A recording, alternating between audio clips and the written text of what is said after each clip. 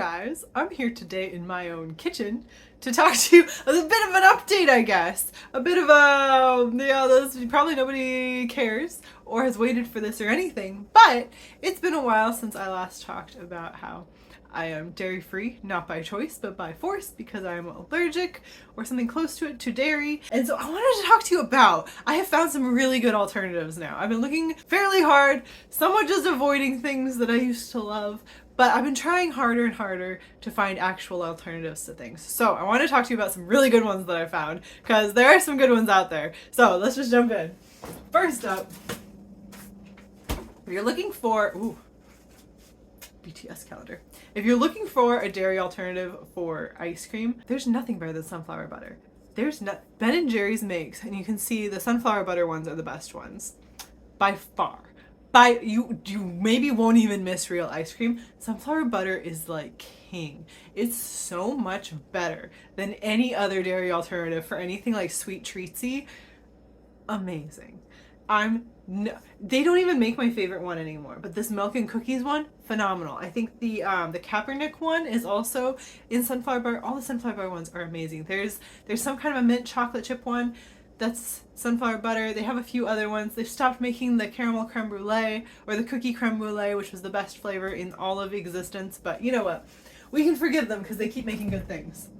They're not the only ones doing it with sunflower butter. I'm just telling you, sunflower butter is by far the best. Another thing that I think is like out of this world amazing. Chow brand cheese, okay? They make these little like it's like original. These little Chow brand cheese slices. They're the same as American cheese, you guys, but with no dairy in them. They're perfect. They'll grill cheese. It won't make like a long cheese pull, but it'll make a cheese pull.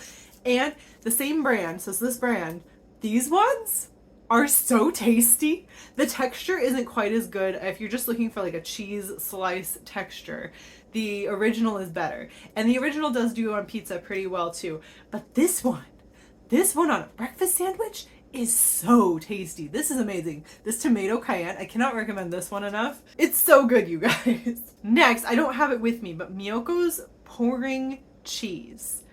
I've finally, definitively found an alternative to mozzarella, and I can finally have decent pizza again. And this was such a struggle. I really liked making pizza like from scratch. That's something I do with my family. My family does it like every week. They make pizza from scratch. And so looking for something that I could have to be anything like normal pizza was such a struggle. Every single like fake vegan cheese either has a terrible texture, like either grainy or oily or just something weird. And if it has a good texture, then the taste is so bad. It's like funky, it's like really planty, no good. Hadn't found anything.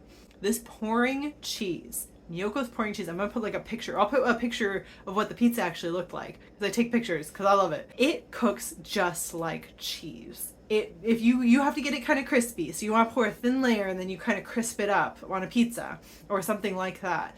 But it is so close, you guys. It is like having mozzarella back. It won't do a cheese pull for you, but neither will just like bag shredded mozzarella. But this will melt correct. Well, it'll seem like it melted correctly. It'll have that texture, that mouth feel. It is so good. You've got to get it just a little bit bubbly and a little bit brown, but perfection. Seriously perfection. Like, I was blown away for the first time ever. I was seriously happy about it. Another thing, I finally discovered the ultimate milk, and I enjoy soy milk and I enjoy oat milk, and I've been using like soy milk on my cereal, oat milk in my coffee, that kind of thing. I was using oat milk to cook, and it's totally fine. Oat milk is totally fine with cooking. However, Silk has something better. They have Next milk. I was a little skeptical. This is very close to milk, to the point we were like, but it's totally plant-based. It's like oat milk blend. It cooks like real milk. This bakes the way milk bakes. So in anything, but oat milk is like, it's close, but it's not quite right. This bakes like milk. That's crazy. This Next milk will do like all of your recipes where you need some milk in it. Perfect. But it also just like for just drinking or as like a creamer for my coffee, it's so similar. It's a little bit eerie how similar it is, but it's kind of changed the game. Like, it's very, very, very close. I know if you're just like a milk drinker and you've been chugging milk and then you chug some of this, you're gonna notice a difference. but it's a subtle enough difference that even my family who like do drink milk, they were like, it is close enough. I think my brother said there's a little bit of a nuttiness to it. I'm telling you, if you're not having milk but you're kind of craving it, or you can't have it, you're kind of craving it, that'll do it for sure. Now the next thing, since we're talking about cooking, is butters. And vegan butter does not cook right, and when it does cook right, it doesn't taste right, and I've been struggling with it. It kind of got me off of baking for a while, honestly. Now for like just like buttering your bread, margarine is fine. I like Country Crock. I think the taste of Country Crock is pretty good for like anything. If I need to butter a piece of bread, if it's anything where I'm going to taste the butter, I use Country Crock. I think it's fine. It's pretty good, actually. It's totally, yeah, it's good stuff. But I finally tried coconut oil for cooking, and coconut oil cooks exactly how butter cooks. It has the exact same feel. Well, I was making cookies, so I do need to try it in a pie crust in order to like definitively tell you. But I was trying it for cookies, and they cooked exactly the way that they would cook with butter. The downside was I was making snickerdoodles. Turns out half the taste of a snickerdoodle is in the butter, and coconut oil has no flavor. Nothing. It cooked with nothing. Couldn't tell at all. There was not a single thing going on flavor-wise from the coconut oil, which then made for kind of a bland cookie with a snickerdoodle. But I think a chocolate chip, something where there's other things going on. The bake was exactly right. Precisely. It didn't have that like slightly weird taste that like Earth Balance has. That is totally, it cooks okay, it's fine. This cooked better. It cooked closer to butter. It really did. Like there's no point in going and getting the Earth Balance for baking anymore. This did a much better job. And you can buy it in quite bulky bulks.